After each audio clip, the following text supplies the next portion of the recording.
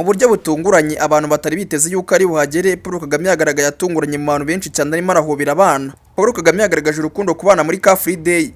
Kuri kino cyumweru mu gikorwa cya siporo rusange Car Free Day cyabereye mu mujyi wa Kigali, Perezida Paul Kagame yagaragaye ahobera abana bato bari bitabiriye siporo. Iyo shusho yimira kwirakwira cyane ku mbuga nkoranyambaga, benshi kandi barimo kuyifata nk'ikimenyetso cy'urukundo n'ubusabane agirana n'abaturage cyane cyane abana. Kuba rero yaje kwifatanya n'abaturage muri siporo rusange birimo biragaragaza yuko adashyinira hagati ye ndetse n'abayobora. Guhobera no gusuhuza abana byagaragaje isura y'urukundo ndetse n'impuhwe, bituma kandi abana bumva bisanzuye hafi y'umukuru w'igihugu. Uyu munsi rero ko yitabira umunsi wa Car Free Day byagaragaje yuko arimo arashyigikira siporo ndetse n'ubuzima bwiza ku Banyarwanda. Abana bafatwa nk'ejo hazaza h'igihugu, kuba rero arimo arabereka urukundo n'icyizere ndetse n'ubutumwa bukomeye ku muryango nyarwanda. Iyi foto igaragaza umukuru w'igihugu arimo arahobera abana ntabwo yagaragaje gusa igikorwa cya siporo, ahubwo yerekanye n'isura y'umuyobozi ugaragaza urugwiro woroshye kugeraho kandi wita ku mibereho myiza y'abaturage by'umwihariko n'abana batoya. Umwanya rero yagaragaye arimo arahobera abana, abantu benshi bamwakiranye urugwiro by'umwihariko urubyiruko, bamukomera amashyi, baramuririmbira, mbega rwose bamugaragarije urukundo rwinshi cyane. Ngaye gukora byiza cyane kuri twe Abanyarwanda muri rusange. Karagacemo nkura subscribe n'imbaraga bikize kuri share. Ngere cyari Obina ngini Obi Time News.